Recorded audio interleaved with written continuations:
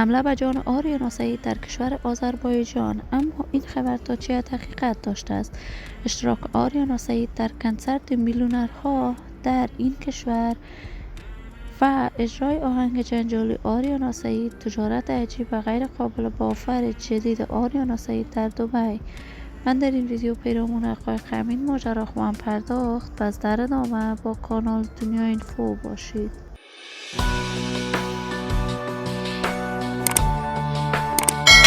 سلام سلامتی نثار تک تک شما دوستان های ارجمند کانال دنیا اینفو، شما رو خوش آمدید میگم به یکی دیگر از ویدیوهای جذاب و دیدنی این کانال.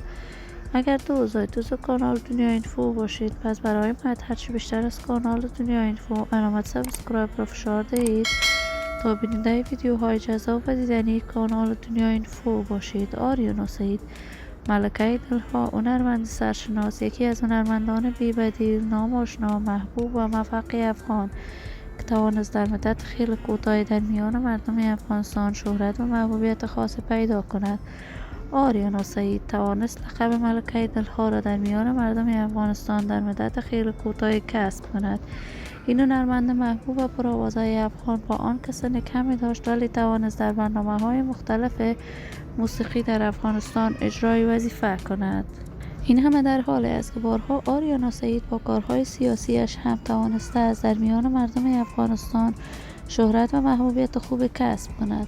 تازه تصاویر آریانا سعید در صفحات مجازی دست به دست می شود که وی در کنسرت میلیونرها در کشور آذربایجان اشتراک کرده است و چندین آهنگش را سروده است. آریانا سعید در کشور دبی مدلینگ را آغاز کرده است و دوباره برندی از لباسهایش را افتتاح کرده است. تصاویر وی در صفحات مجازی دست به دست می شود که حمله به جان آریانا سعید صورت گرفته است. تا کنون جزئیات بیشتری این ماجرا در دست نیست که این خبر تا چه حقیقت داشته است، ولی ما آرزوی خوشبختی، موفقیت و سعادت برای آریانا سعید با جمعی از هنرمندان افغان از بارگاه عزت العزال تمنا داریم. در انتظار نشر تازه‌ترین کارهای هنری از آریانا سعید خواهیم بود. عزیزان و همراهان ارجمند کانال دنیا اینفو، شما هم نظریاتتان را در بخش کامنت با من شریک بسازید. این ویدیو را با علاقه‌مندان و دوستان آریانا سعید به اشتراک بگذارید. اگر دوست کانال دنیا اینفو باشید، پس برای ما هرچی بیشتر از این کانال علامت سابسکرایب را فشار بدید تا ویدیوهای دیگر کانال دنیا اینفو را از دست ندهید. تا درودی دیگر، بدرود.